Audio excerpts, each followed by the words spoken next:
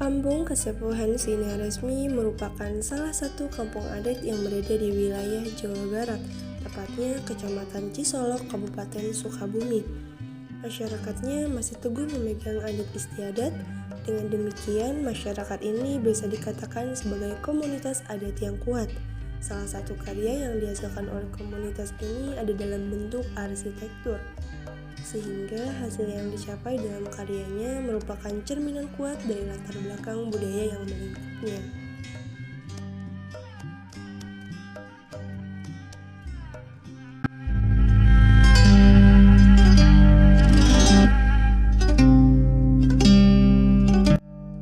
Kemarin mangga pilihan pada dengan tambah mangga hanya merangkulnya itu keparama di jauh lah. Kesepuhan ini juga memiliki bangunan yang disebut Balai Riungan, tempat orang-orang berkumpul, juga para tamu yang dipersilahkan oleh Abah Asep Nugraha, kepala desa tersebut.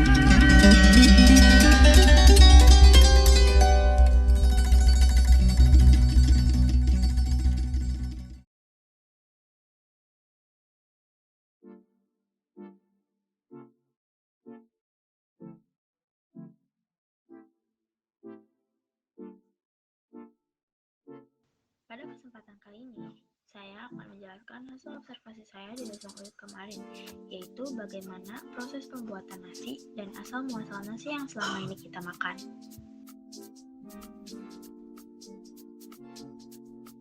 Kalian tahu gak sih, pada zaman nenek moyang kita, pembuatan nasi itu membutuhkan proses yang sangat panjang, dari mulai penanaman hingga menumbuk, lalu masuk ke proses pemasakannya. Berbeda dengan zaman sekarang, sudah banyak teknologi yang membantu pekerjaan. Ada yang tahu gak padi itu apa? Padi merupakan bahan pangan penghasil beras yang menjadi bahan makanan pokok bagi sebagian besar penduduk Indonesia. Meskipun beras dapat digantikan dengan bahan pokok lain, tetapi beras memiliki nilai tersendiri bagi orang yang terbiasa makan nasi.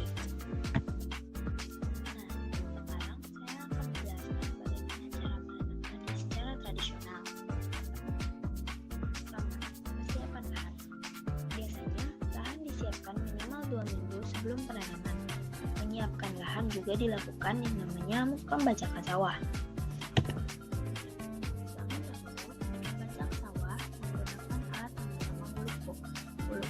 tidak digerakkan oleh mesin, tetapi oleh seekor atau 2 ekor kerbau. Selanjutnya adalah pemilihan bibit. Mengidentifikasikan bibit dengan cara merendam 100 butir bibit selama 2 jam. Jika ada 90 butir atau lebih dari 90% bibit mengeluarkan kecambah, itu artinya bibit berkualitas dan bermutu tinggi. Namun jika sebaliknya, itu artinya bibit tidak disarankan untuk dibudidayakan. Langkah selanjutnya adalah persemaian. Persemaian adalah tempat untuk kegiatan proses benih menjadi bibit siap tanam. Lahan persemaian disediakan sekitar 1:20. Lahan pada wadah persemaian haruslah juga berair dan berlumpur. Berikan pupuk kompos pada lahan persemaian dengan dosis masing-masing 10 gram per 1 meter. Jika lahan persemaian sudah siap, sebarkan benih yang telah berkecambah dengan merata. Barulah dilakukan penanaman. Proses penanaman dilakukan setelah benih pada proses persemaian telah tumbuh dan sempurna sebanyak 3 hingga 4 helai.